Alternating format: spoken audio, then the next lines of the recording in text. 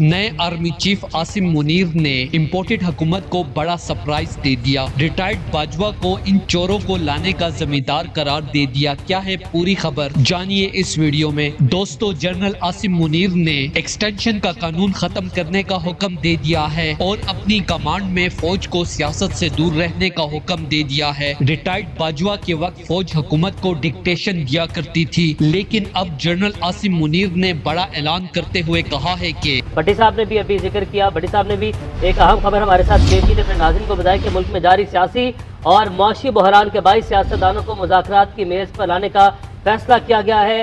Opposition اور حکومت میں مذاکرات ہونے کا امکان ہے، جس میں نئے انتخابات کی تاریخ پر بات ہوگی۔ جی ہاں، بہت ہی اہم ڈیولپمنٹ ہے۔ ایسے میں ہم نے دیکھا کہ پولیٹیکل انسٹیبلٹی کی وجہ سے یہ حالات مزید خراب سے خراب تر ہوتے جا رہے ہیں، اور ایسے میں یہ فیصلہ اب کر لیا گیا ہے کہ سیاستدانوں کو مذاکرات کی میز پر لایا جائے گا، اور فوج اب صرف اپنا کام کرے گی اور وہ کام حکومت کے احکامات ماننا ہے، نہ کہ چوروں اور ڈاکوؤں کو NRO-2 دے کر پاکستان کو تباہی کی طرف لے کر جانا۔ نئے آرمی چیف عاصم منیر نے ایک اور بڑا سرپرائز دیتے ہوئے کہا کہ آج کے بعد فوج کی آئندہ کی پالیسی واضح ہوگی۔ فوج اب حقیقت میں سیاست سے دور رہے گی، نہ کہ ریٹائرڈ باجوہ والے طریقے سے۔ دوستو، اس حوالے سے اپنی رائے کا اظہار کمنٹ سیکشن میں دے۔ ویڈیو اچھی لگے تو لائک کریں اور اس چینل کو سبسکرائب کریں۔